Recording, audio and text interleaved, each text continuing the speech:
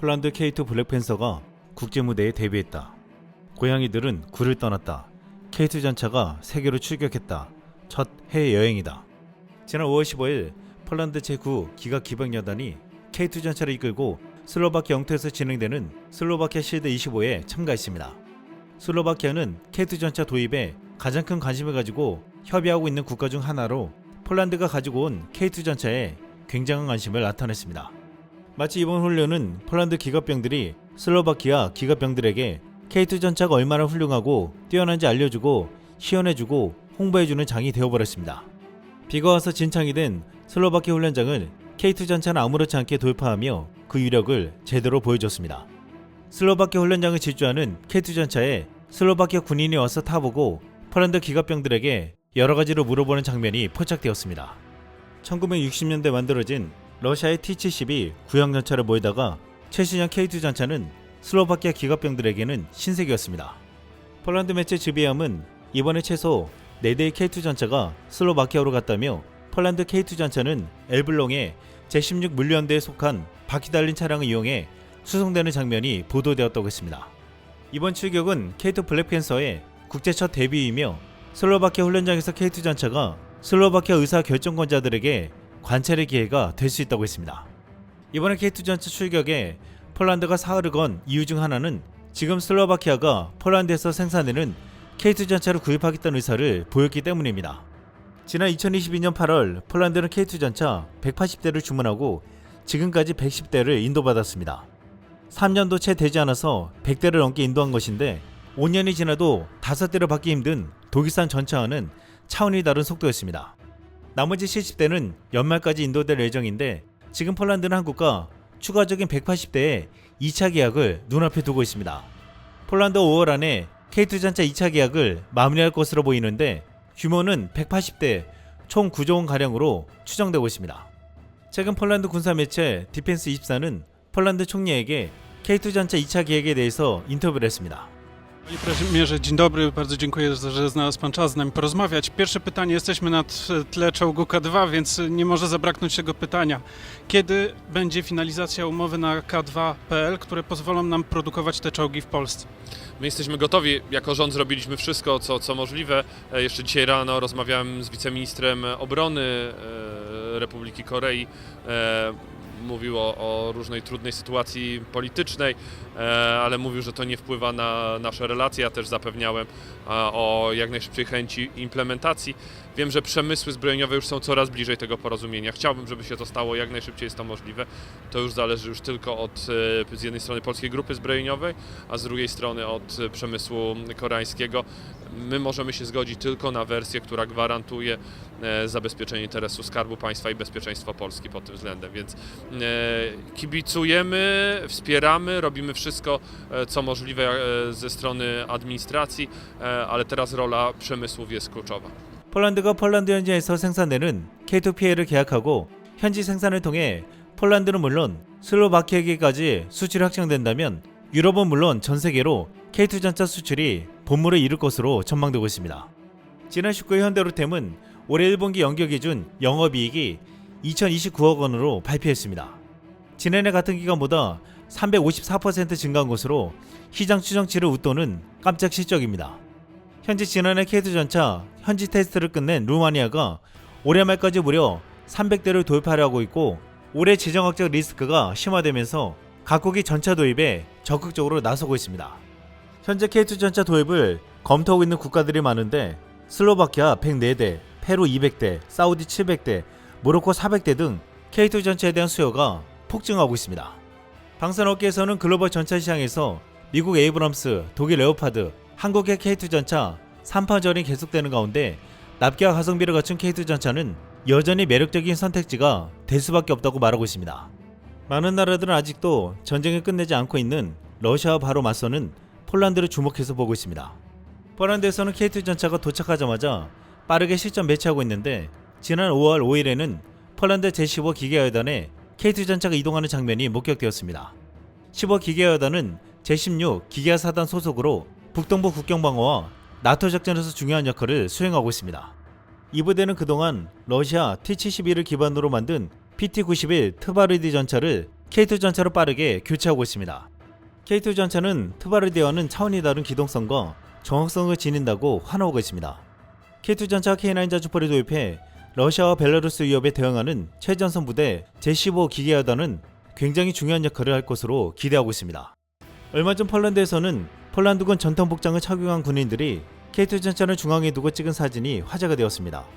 이들은 이 복장을 하고 깃발을 들고서 K2 전차 위에 올라가 사진도 찍었는데 폴란드 기갑부대가 얼마나 K2 전차를 자랑스러워하는지를 알 수 있었습니다. 최근 폴란드 제16 기가사단에서는 3,000명의 군인과 600대 기갑 전력이 참가하는 대규모 훈련이 진행되었습니다.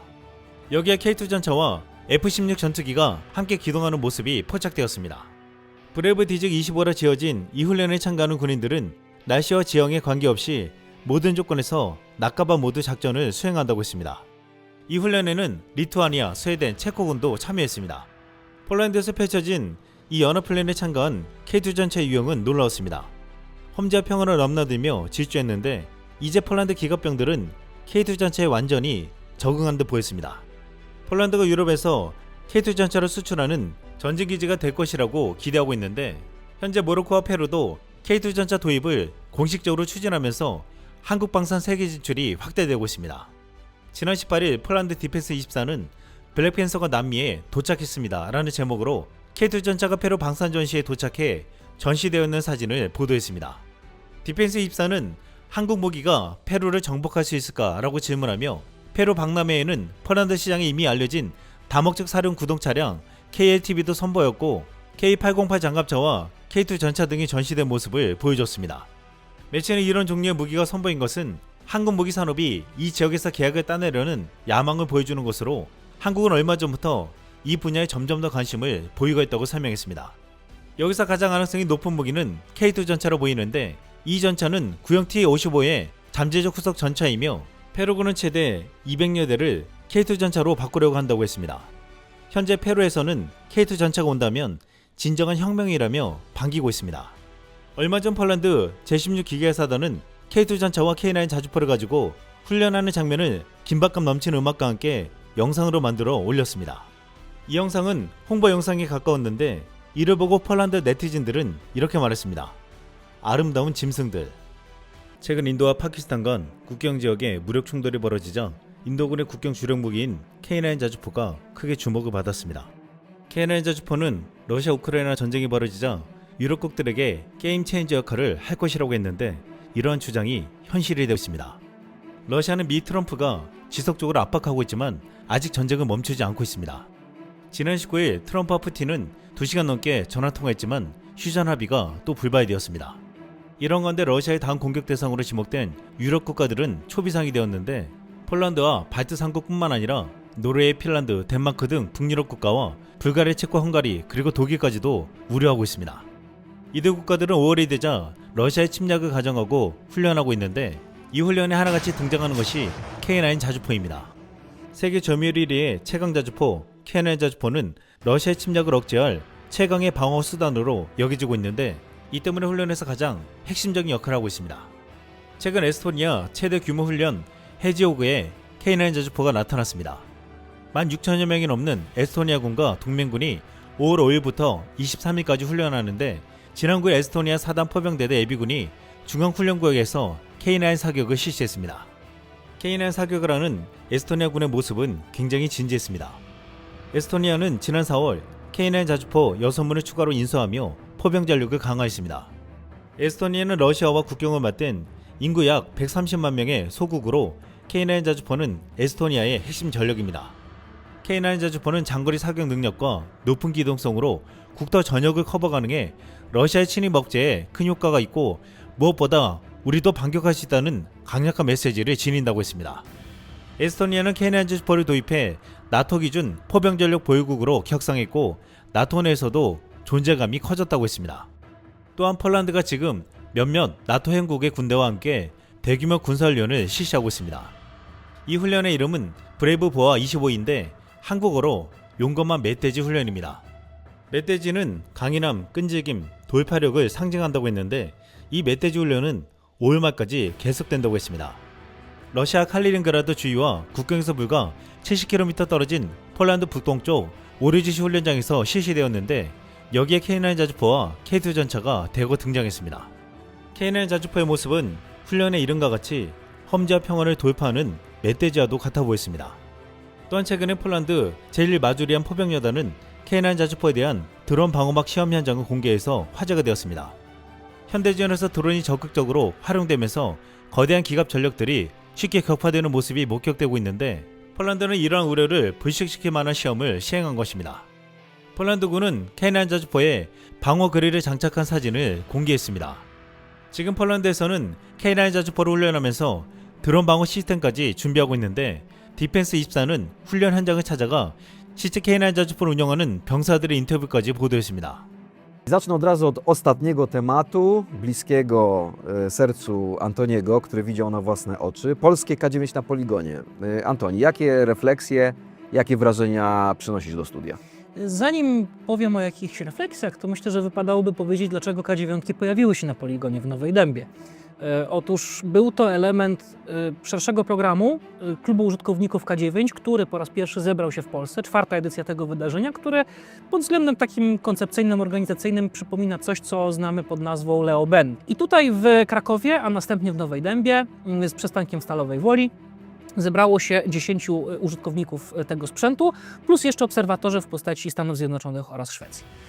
I wydarzeniem, które wieńczyło ten proces, był pokaz, który był wykonany na poligonie w Nowej Dębie, właśnie gdzie 4 K9 w towarzystwie wozu dowodzenia na lekkim podwoziu gąsienicowym wyjechały na poligon, oddały kilka strzałów i dokonały pokazu mobilności. Pogoda była rzeczywiście taka, powiedziałbym, taktyczna, jak to ówcześnie określił pułkownik Wojciech Dalka z Dowództwa Generalnego Rodzajów Sił Zbrojnych, jeden z gospodarzy tego wydarzenia. I muszę powiedzieć, że tak wiało, że prawie mnie przewróciło i warunki były naprawdę dość osobliwe, dlatego że z jednej strony był to taki półpustynny poligon, gdzie widać było burze piaskowe od tego silnego wiatru, z drugiej strony mocno tam śnieżyło, a my tam staliśmy ubrani we wszystkie warstwy, które mieliśmy w szafach i no, można powiedzieć, że to dodało takiego wrażenia i to trochę wyglądało jak rekonstrukcja historyczna operacji Pustynna Burza, chociaż oczywiście wiadomo, że w tym konflikcie K9 nie uczestniczyły. Niemniej wrażenia były akurat pozytywne i możliwość porozmawiania z użytkownikami tego sprzętu, jak również przede wszystkim z polskimi żołnierzami, była ciekawym doświadczeniem i fajną sprawą po prostu. Także K9 rzeczywiście obsługi zyskują kompetencje, jeżeli chodzi o obsługę tego sprzętu. Sprzęt jest, nazwijmy to, już udomowiony. Serwis tego sprzętu będzie odbywał się w hucie Stalowa Wola. Podobnie też wytwarzanie części zamiennych. Trwa już, nazwijmy to, długoterminowe wdrażanie gąsienicowego sprzętu, który będzie służył w Wojsku Polskim, no myślę, że przez 30 albo 40 lat. No właśnie, a wrażenia obsługi, żołnierzy chwalą sobie K9, jak to jest? To jest w ten sposób, że to zależy od tego, na czym obsługa służyła wcześniej. Dlatego, że z obsługi, które wcześniej służyły na sprzęcie poradzieckim, na goździkach, na danusiach i innych tego typu, są absolutnie zachwycone K9 i dla nich przesiadka na, nazwijmy to, zachodni, chociaż formalnie rzecz ujmując daleko wschodni sprzęt, jest zmianą pokoleniową i to w ogóle skokiem w inną galaktykę. Natomiast byli użytkownicy krabów z kolei dostrzegają pewnego rodzaju plusy dodatnie i plusy ujemne, zauważając, że zarówno krab, jak i K9 posiadają pewnego rodzaju cechy, które się wzajemnie równoważą i uzupełniają. To jest sprzęt, który jest pod względem technicznym równoważny i przydatności na polu walki. 지금 폴란드에서는 K9 자주포 올해 남은 물량이 예정보다 더 빨리 납품될 것이라는 소식에 큰 기대를 하고 있습니다. 폴란드 매체 디펜스24는 지난 16일 K9 자주포를 비롯한 한국 무기 납품에 대해서 하나현지 관계자와의 인터뷰 방송을 보도했습니다.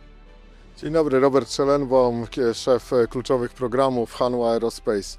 Szanowni Państwo, grupa Hanwha w tym roku na konferencji Defense 24 Days prezentuje tak naprawdę się w grupie 3 siostrzanych spółek Hanwha Aerospace, realizującej w tym momencie projekty dotyczące dostaw Harmatохаубиц K9, jak również wyrzutni Homar K oraz amunicji i systemów rakietowych. Drugą spółką jest Hanwha Ocean, oferująca widoczną tutaj okręt podwodny w programie Orca, jak również Hanwha Systems, siostrzana spółka zajmująca się systemami zintegrowanej obrony przeciwlotniczej, jak i systemów antydronowych, a na tegorocznej konferencji prezentuje swoje autorskie rozwiązanie systemu wsparcia eksploatacji produktów. Oferujemy to również polskiemu wojsku jako system wspierający dostarczane armatochaubice oraz wyrzutnie Homar. Myślę, że tutaj w kontekście współpracy polsko-koreańskiej bardzo istotne pytanie dotyczy terminu dostaw, więc chciałbym zapytać właśnie o tą kwestię. Jeżeli mówimy o sprzęcie, który miałby być dostarczany m.in. właśnie przez Hanwha do Polski, czy tutaj te terminy są w pełni dotrzymywane? Co mógłby Pan więcej powiedzieć na ten temat? W ramach realizowanych dwóch tych najważniejszych programów, czyli dostaw armatohaubic K9 wraz z amunicją, jak również wyrzutni Homar K wraz z rakietami, dostawy realizowane są absolutnie w terminie. Ten rok jest wyjątkowo intensywny. Dostawy od początku roku są realizowane terminowo, a wręcz mogę powiedzieć, że w zakresie armatohaubic jest to przed terminem. W najbliższych tygodniach spodziewamy się kolejnej dostawy, która będzie przed kontraktowym terminem. Jako ciekawostkę mogę powiedzieć, że właśnie dzisiaj odbyło się w Hucie Stalowa Wola jako naszego kluczowego partnera przy integracji wyrzutni Homar przekazanie do użytkownika do 18 Dywizji Zmechanizowanej 10 wyrzutni Homar K. 최근 노르웨이가 K9 자주포 24문을 추가로 도입한다고 하고 캐나다도 K9 자주포를 구입하려는 움직임을 보이고 있습니다. 지금 북미와 유럽에서는 한국산 K9 자주포를 도입해야 한다는 목소리가 나오고 있는데, 그런데 독일이나 스웨덴의 포병 체제가 더 훌륭하다며 이를 도입하자는 일부 주장도 있습니다. 이에 대해서 많은 이들은 유럽이 생산 능력이 있냐며 한국의 생산 속도와 품질은 차원이 다르다고 했습니다. 노르웨이와 캐나다를 비롯한 유럽과 북미 네티즌들은 K9 자주포에 대해서 이렇게 말했습니다. 훌륭한 선택이에요. 핀란드는 이미 96대를 획득했고 지금까지 핀란드 방위군은 이에 대해 좋은 평가만 하고 있습니다. 최근 사건을 고려하면 캐나다도 K9을 구매하지 않을 리가 없을 것 같습니다. 98대를 주문할 예정이고 노르웨이는 이미 주문한 28대에 더해 24대를 주문할 예정입니다. 올해 총 2,000대를 생산할 거예요. 노르웨이도 이미 K9을 운영하고 있습니다. 노르웨이와 핀란드는 노르웨이에서 K9, M109, 카이사르, 판자우비치 2000의 현장 시험을 거친 후 거의 동시에 최초 구매를 진행했습니다. 그러니까 숫자가 28에서 52로 늘어나는 거예요. 우리는 미국보다 이 점을 진지하게 고려해야 합니다. 한국은 훌륭한 제품을 만들고 있으며 가까운 미래 미국보다 100배는 더 신뢰할 수 있을 것입니다. 최근 KF-21 양산 1호기 조립 상황이 찍힌 한 장의 사진이 크게 화제가 되었습니다.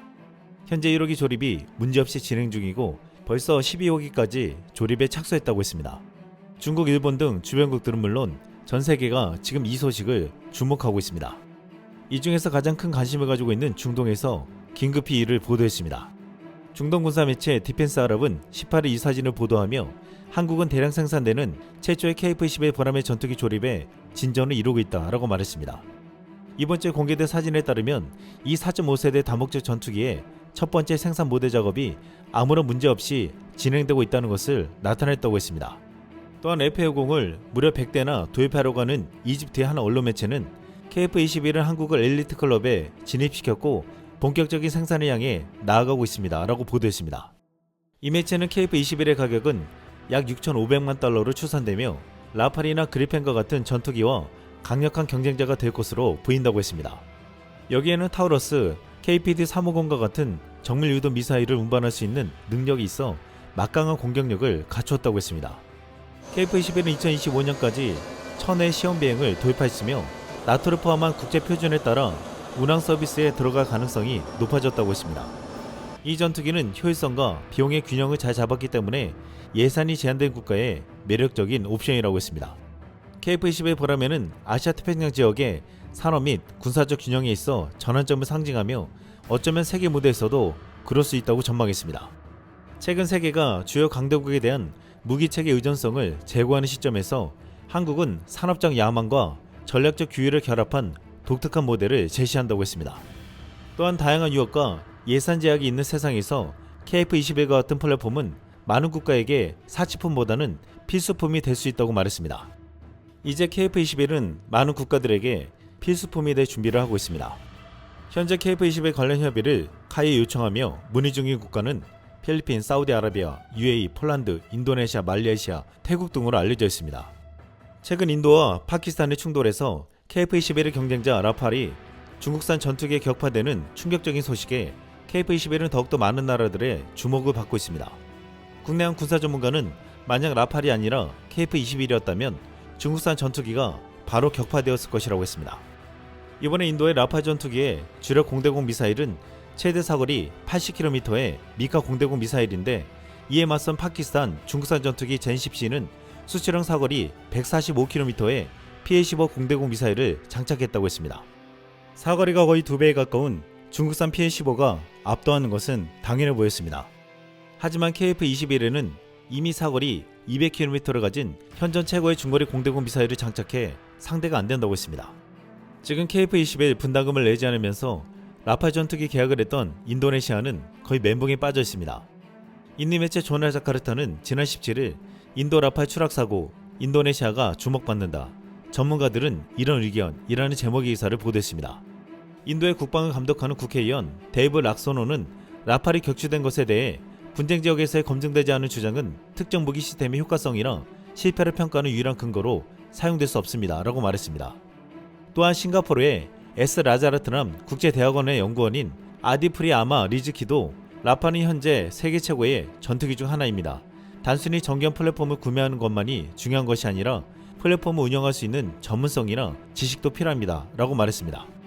이렇게 인내 전문가들은 이번 라팔 사고에 대해서 애들러 괜찮다고 했지만 이 매체는 더 아시아 라이브의 보도를 인용하며 비공식적인 소식통에 따르면 프라보어 수비안토 대통령이 라팔 거래에 대한 비밀 검토를 지시했다고 했습니다. 보도에 따르면 이 검토에는 공군 장교, 정보기관 및 외부방위 컨설턴트의 의견이 포함되어 해당 플랫폼이 인도네시아의 급변한 위협 환경에서도 여전히 목적에 적합한지 평가되었다고 했습니다. 몇몇 전문가들의 의견을 가지고 라팔이 괜찮다고 했지만 이것은 라팔에 대한 의구심이 증폭되며 불안감이 커졌다는 것을 보여주었습니다. 분담금이 축소되면서 KF-21에 대한 긍정적인 보도를 거의 안 하던 인디 매체 조나 자카르타는 이번 인도 라팔 사건 이후 KF-21 생산 소식을 빠르게 전했습니다. 조나 자카르타는 18일 KF-21 보람의 동체 소재는 강화 플라스틱과 유사한 복합 소재를 사용하여 가볍고 연료 효율성이 뛰어납니다. 라는 제목으로 보도했습니다. 다른 국가에서는 양산 1호기 생산 소식만 전했지만 인내는 여기에 쓰이는 소재까지 구체적으로 전달했습니다. 이에 KF-21 양산 버전을 보더니 최근 추락한 라팔을 언급하며 KF-21에 대해서 극찬한 게 아니냐고 했습니다. 또한 이 기사에서 불가리아군도 한국의 KF-21 보람에 이번 주 주요 생산 단계 돌입이라는 제목의 기사를 통해 이 같은 내용을 보도했다고 했습니다. 불가리아 군사 매체는 KF-21 대당 비용은 약 6,500만 달러로 추산되며 이는 F-35 가격인 1억 1천만 달러보다 상당히 낮다고 했습니다. 이런 비용 효율성은 막대한 비용 부담 없이 공군을 현대화하려는 국가들에게 매력적으로 다가가며 한국은 글로벌 무기시장의 주요 참여자로 자리매김하게 된다고 평가했습니다. 또한 이 생산 획기적인 성과는 항공우주 혁신 국가로서 한국의 위상이 높아지고 있음을 보여준다고 했습니다. 불가리아는 노후화된 F-16 대체 전력으로 KF-21 도입을 검토하고 있으며 현재 폴란드, 슬로바키아와 함께 KF-21에 대한 협의를 진행하고 있다고 했습니다. 이렇게 KF-21에 대한 수출 협의 국가들은 점점 늘어가고 있습니다. 최근 중국산 전투기 젠10C로 라팔 전투기를 격파했다고 들떠있는 중국에서도 KF-21이 생산된다는 소식에 크게 주목했습니다. 중국 텐센트에서는 한류 다시 한번 첫 KF-21 생산형 전투기라는 제목으로 KF-21 생산 소식에 대해서 전했습니다. 이 기사에서는 현재 12대의 항공기가 생산 라인에서 조립되고 있으며 올해 6월에 추가로 20대 전투기를 포함하는 두 번째 생산 계약이 체결될 것으로 예상한다고 했습니다. 한국공군은 2026년에 KF-21의 작전 시험을 시작할 것으로 예상된다며 이 계획에 따르면 한국은 2032년까지 총 120대의 KF-21 전투기를 생산할 예정이라고 했습니다. KF-21의 폴란드 외에도 남미국과 페루도 관심을 보인다며 KF-21의 형제 기종인 K2 주력 전차와 K9 자주포처럼 수출에서도 성공을 거둘 것으로 기대된다고 말했습니다. 이 기사에 한 중국 네티즌은 한국의 통합력은 인도보다 정말 강합니다. 연구 개발에 대해서는 말할 것도 없지만 유럽과 미국의 군사기술과 장비를 통합한 것은 유럽과 미국에 비해 정말 비용 효율적이며 군사적 대외 무역에도 실제로 매우 유리합니다. 라고 말했습니다. 또한 이 소식에 이는 완전한 항공산업 체인을 갖추는 것과 같으며 이를 과소평가해서는 안 된다 라고 경계심을 나타내는 중국 네티즌도 있었습니다.